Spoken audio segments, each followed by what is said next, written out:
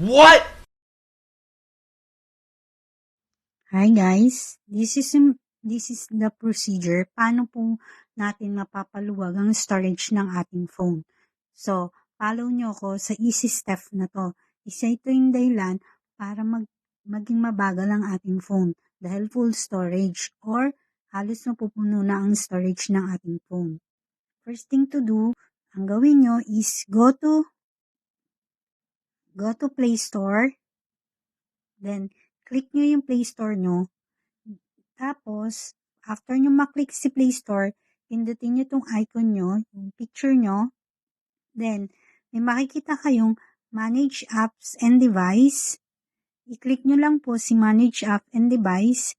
Then, pagkatapos nyo maklik si Manage Apps and Device, punta kayo sa Manage. Click nyo si Manage. Then, kung nakapapansin nyo, may mababasa kayong Installed. Click nyo lang po si Installed. Tapos, i-click nyo, after nyo maklik si installed, i-click nyo naman si not installed. So, ngayon, lalabas lahat ng mga apps na in-install nyo na hindi pa totally nabubura sa inyong phone. So, pwede nyo siyang i-click yung mga apps na gusto nyong alisin at gusto nyong burahin sa inyong phone. So, ganyan po. I-click nyo lahat ng gusto nyo. So, make sure nyo lang po na yung i-click nyo is yung talagang hindi nyo na kailangan at talagang yung binura nyo sa inyong cellphone. So, after clicking nyo po, tapos nyo i-click, may 81 po akong kinlik. So, i-click nyo lang po itong icon ng delete, itong trash, para mabura na lahat. Then, click nyo po, after clicking ng trash can, i-click nyo na po itong remove. Then, 81 apps remove po. So, yan po yung magiging